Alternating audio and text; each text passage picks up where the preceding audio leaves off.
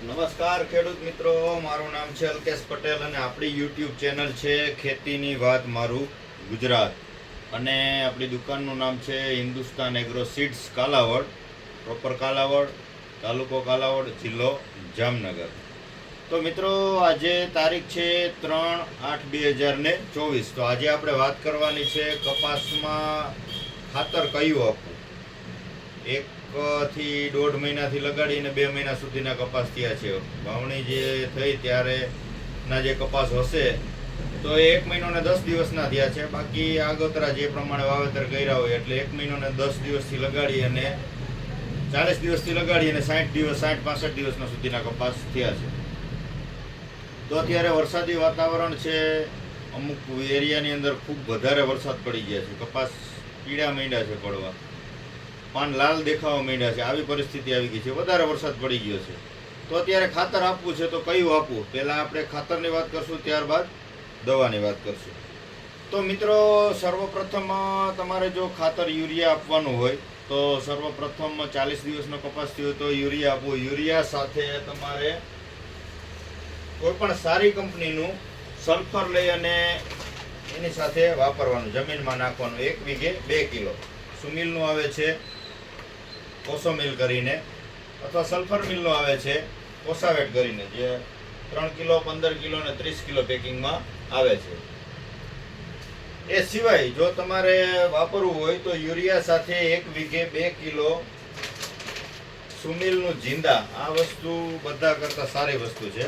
સુમિલનું આવે છે, સલ્ફર મિલમાં ટેકનોજેડ આવે છે, બીજી ઘણી બધી સારી કંપનીમાં આવતું હશે, પણ આ વસ્તુ બહુ સારી આવે છે. આની અંદર ઝીંક આવે છે 14% અને સલ્ફર આવે છે 67%. આ પણ 1 વીઘે 2 કિલો યુરિયા સાથે મિક્સ કરીને આપી દેવું. યુરિયા આપવાનું 1 વીઘે 10 થી 15 કિલો. 16 ગુઠા વીઘાની હું તમને વાત કરું છું.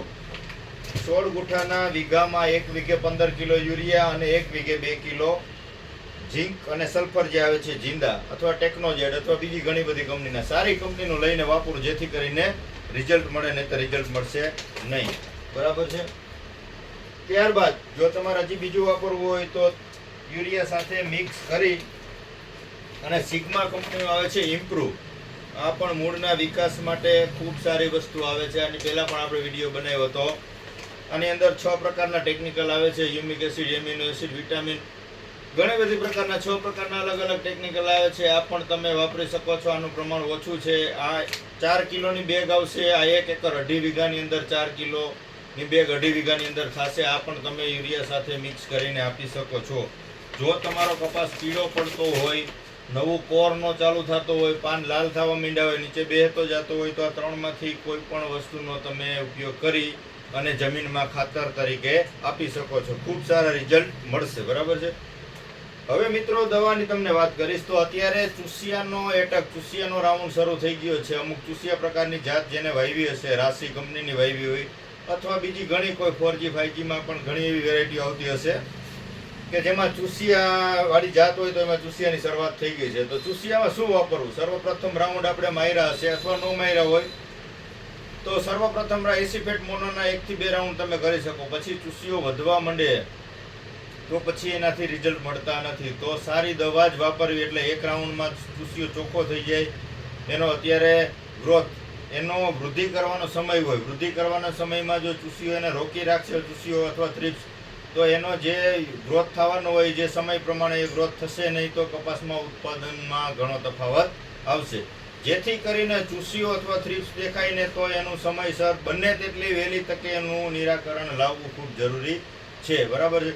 તો મિત્રો, ચૂસિયામાં શું વાપરવું? તો ચૂસિયામાં સર્વપ્રથમ આપણે એસિફેટનો રાઉન્ડ કરી દીધો હોય તો બીજો રાઉન્ડ એસિફેટનો ન કરવો, અને કોઈ સારી કંપનીનું અથવા સારી દવા વાપરી અને એનું રિઝલ્ટ તમે મેળવી શકો છો. તો એની અંદર તમારે સારી વસ્તુ વાપરવાની હોય તો UPL કંપનીનું આવે છે, ઉલાલા, સ્વાલનું આવે છે, પનામા, બીજી ઘણી બધી કંપની બનાવતી હશે, પણ આ 2-3 કંપનીના સારા આવે છે, રિઝલ્ટ ખૂબ સારા આવે છે. 1 પંપે 8 ગ્રામ નાખવાનું. આની અંદર ચૂસિયો અને સફેદ માખી, મોલો પ્રકારની જીવાતમાં ખૂબ સારા રિઝલ્ટ મળશે અને લાંબા સમયગાળાનું રિઝલ્ટ મળશે.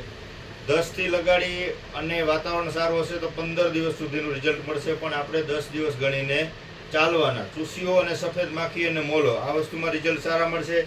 આની સાથે તમારે એડ કરવાનું છે તો કે સિજન્ટા કંપનીનું પ્રોફેનો સાયપર. બીજી કંપનીના પણ આવે છે ઘણા બધા, પણ વાપરવાનું છે પ્રોફેનો વિથ સાયપર. એકમાં જ આવશે પ્રોફેનો અને સાયપર મિક્સ આવે એ વસ્તુ વાપરવાની છે. 40% પ્રોફેનો કોષ આવે ને 4% સાયપર. મિક્સ શું કામ એને વાપરવું કે હવે અમુક વેરાયટી એવી હોય, અર્લી વેરાયટી વહેલી પાકતી જાત હોય તો એની અંદર 40 દિવસ પછી ફ્લાવરિંગની શરૂઆત થઈ જતી હોય છે. કપાસની અંદર 40 દિવસે અમુક વહેલી પાકતી જાત વાવેતર કરેલું હોય તો એમાં ચાપવા દેખાવા માંડે છે, તો એમાં ઈયળનો એટક ન રહીએ કે આવનારા સમયમાં ઈયળનો એટક આવે તો એની સામે ખૂબ સારા નિયંત્રણ, ખૂબ સારા રિઝલ્ટ મળે. એટલા માટે અત્યારે શરૂઆતથી જ પ્રોફેનો વિથ સાયપર, પ્રોફેનો સાયપર સારી કંપનીનું લઈ અને તમારે વાપરવાનું છે. એક ઉલાલા, એક પ્રોફેનો સાયપર. આની અંદર થ્રિપ્સ મરી જશે અને ઈયળમાં બે વસ્તુમાં કામ આપશે. બરાબર છે. ત્યારબાદ મિત્રો આપણે ગ્રોથ ઓછો હોય, હાઇટ ન થતી હોય તો એની અંદર તમે બે વસ્તુ વાપરી શકો છો. આ બે તો વાપરવાનું છે. ત્રીજું તો કે તમારે વધારે જરૂરિયાત હોય હાઇટ કરવાની, હાવ રોકાઈ ગયું હોય, પાણી લાગી ગયું એવું થઈ ગયું હોય તો તમે પ્રોજી બીજી કરીને આવે છે 40% જિબ્રેલિક એસિડ, પ્રોજી બીજી. આ તમે વાપરી શકો છો. આ નાનું પેકિંગ છે, 2.5 ગ્રામ છે તો આના 3 થી 4 પંપ થશે. આમાંનું 12 ગ્રામનું પેકિંગ આવે, 12.5 ગ્રામ, તો એની અંદર તમારે 15 પંપ સુધી તમે કરી અને એનો ઉપયોગ કરી શકો છો. પણ તમારો કોઈ પણ પાકમાં વાપરો ત્યારે પાકમાં પીડાશ ન હોવી જોઈએ. પીડાશ હશે અને તમે આ વાપરશો તો એ તમારો ગ્રોથ પીળી અવસ્થામાં જ શરૂ થશે. પછી એ તમારે કલરમાં લઈ આવવું અથવા એને સુધારવું અઘરું પડી જશે. કપાસ હોય વધારે પડતો પીળો હોય તો આ ન વાપરવું. પહેલાં જમીનમાં ખાતર નાખી દેવું, જે મેં તમને અગાઉ વાત કરી. ત્યાર પછી 8 કે 10 દિવસે આનો છંટકાવ કરવો. નહીતર પછી તમારે બીજી જે ઓછા ટેકનિકલમાં આવે એ તમને હું બતાવું છું કે તમારે બીજું વાપરવું હોય તો ધાનુકાનું મેક્સિલ્ડ આવે, મેક્સિલ્ડ એ વાપરી શકો છો. આના રિઝલ્ટ સારા આવશે. આની અંદર 0.001% જિબ્રેલિક એસિડ આવે, પ્લસ આની અંદર મિક્સ માઇક્રોન્યુટ્રન આવી જશે.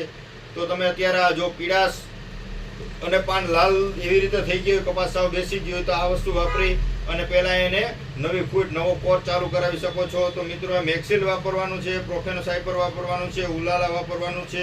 અને ખાસ એક બીજી ભલામણ તમને કરી દઉં કે બીજું કે તમે અત્યારે મગફળીમાં, સોયાબીનમાં, ડુંગળીમાં, મરચીમાં ગમે તેમની અંદર તમે છંટકાવ કરતા હોય તો સ્ટીકર વાપરવું ખૂબ જરૂરી છે. કોઈ પણ સારી કંપનીનું સિલિકોન બેઝ 5 ml ના પ્રમાણથી સ્ટીકર વાપરજો. વરસાદી વાતાવરણમાં તો કામ કરશે જ, અને જે તમે કોઈ પણ દવા છંટકાવ કરો છો તો એનું રિઝલ્ટમાં ઘણો બધો વધારો કરશે. એનું કારણ છે કે આ સિસ્ટમ ડાયરેક્ટ આખી જે સિસ્ટમેટિક દવા હોય આખો છોડમાં પાન ઉપર પ્રસરી જાય છે. બીજી તમે કોઈ પણ દવા છાંટશો તો સીધું ડાયરેક્ટ છોડ લેશે નહીં. આ તમે છંટકાવ કર્યો એટલે એ જ મિનિટે તમારા પાનના પત્તા ઉપર સીધું પ્રસરી જશે.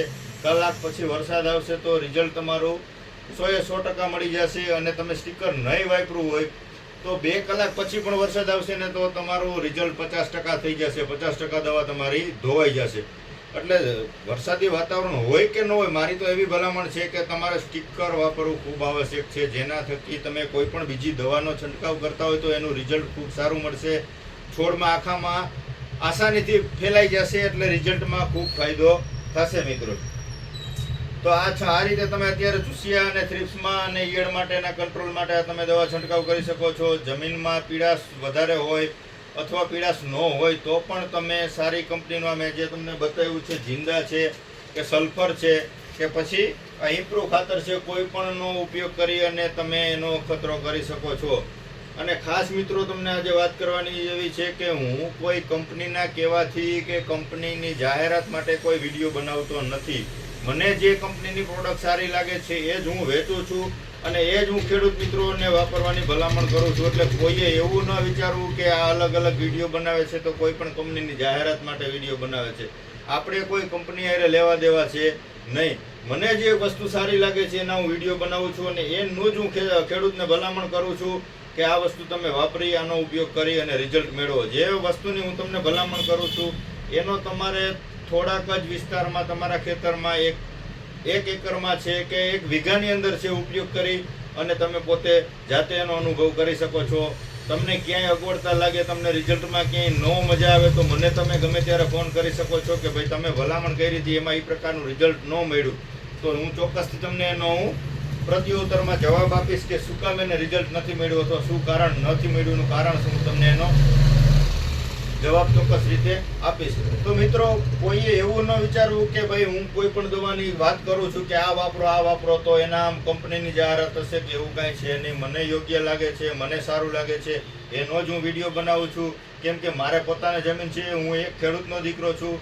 મને ખબર પડે છે કે ખેતીમાં ખર્ચ વધી જાય અને ઉત્પાદન ઘટે તો શું તકલીફ પડે છે. બરાબર છે મિત્રો? તો કોઈએ એવું ન વિચારવું. મારો હેતુ માત્ર ને માત્ર એટલો જ હશે કે ઓછા ખર્ચે અને રિઝલ્ટ સારા મળે કે ખેડૂતને ઉપયોગી બને એવી માહિતી પૂરી પાડવાનો મારો હેતુ છે. અને સારી કંપનીની દવા વાપરો, સારી વસ્તુ વાપરશો તો તમને ચોક્કસથી રિઝલ્ટ મળશે. તો સારી દવા, સારી વસ્તુની માહિતી માટે જ મારે વિડીયો દ્વારા તમને જાણ કરવાની હોય છે. બાકી બીજો કોઈ મારો હેતુ હોતો નથી. તમારા નજીકના એરિયામાંથી જ તમારે લઈ લેવાની છે. મારી પાસે લેવા આવવું એવું જરૂરી નથી. તમે નજીક પડતું હોય તો અહીં રૂબરૂ મુલાકાત લઈ શકો છો. બાકી જ્યાં તમને નજીક થતું હોય, જે સેન્ટર તમને નજીક થતું હોય, તમારે ત્યાં દવા બધી મળી રહેશે. ન મળે તો તમે મને ફોન કરી શકો છો. હું તમને કોન્ટેક્ટ કરાવીશ કે ભાઈ આ જગ્યાએ તમને દવા મળી રહેશે. પણ સારું વાપરવાનો આગ્રહ રાખો, સારી વસ્તુ વાપરવાનો આગ્રહ રાખો. એ જ મારો હેતુ છે. તમારા નજીકના એરિયામાં જ્યાં મળતું હોય ત્યાંથી લઈ લેવાનું છે. ન મળે તો હું શક્ય હશે તો હું તમને કોન્ટેક્ટ કરાવી આપીશ કે ભાઈ આ જગ્યાએથી તમને મળી રહેશે. બરાબર છે? અથવા તમને કોઈ પણ એ એરિયાના કોન્ટેક્ટ આપીશ કે તમે ત્યાંથી મેળવી શકો છો. મિત્રો નમસ્કાર. મિત્રો, આવા અવનવા વિડીયો જોવા માટે આપણી ચેનલને સબસ્ક્રાઈબ કરજો, બીજા મિત્રોને શેર કરજો અને અવનવા વિડીયોની માહિતી તમને આપણી ચેનલ દ્વારા મળતી રહેશે. જય જવાન મિત્રો, જય કિસાન.